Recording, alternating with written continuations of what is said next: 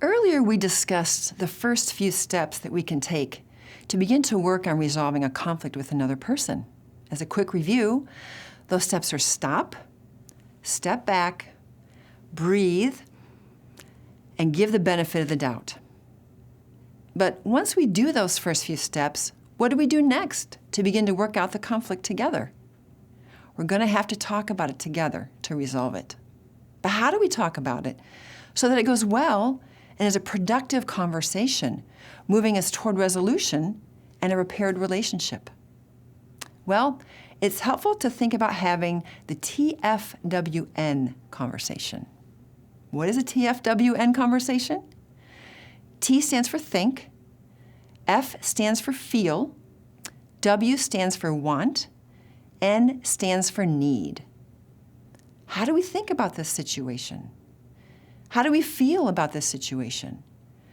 What do we want in this situation? And what do we need in this situation?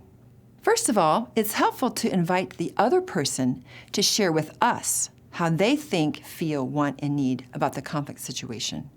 And while they're doing this, it's very important that we actively listen to the other person as they're sharing. Our goal is to listen to understand, not just to wait until it's our turn. We can give them the benefit of the doubt so that we are more open to hearing and understanding what they're sharing with us. Then it's our turn to share our think, feel, want, and need. And we want to share by describing what our think, feel, want, needs are, rather than telling the other person how they're wrong, or what they did was wrong, or that their think, feel, want, needs are wrong. Once we have both shared our think, feel, want, needs with each other, and we have actively listened to each other, then we can begin the process of collaboration and resolution. Perhaps a word picture can help us in this next step of collaboration and resolution.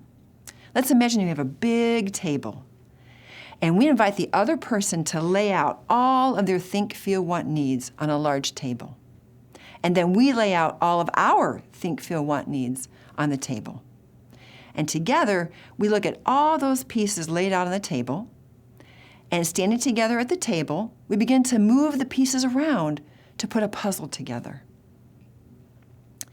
When we begin to tackle a conflict situation in this way, again, there's no guarantees, but the odds are much higher that we will be able to reach a mutual agreeable resolution. Both of us will feel heard and considered, and that will make us much more flexible and willing to work together. So the next time we're facing a conflict situation, let's think about having a think, feel, want, need conversation. The odds are that it will go so much better and it'll be worth the effort.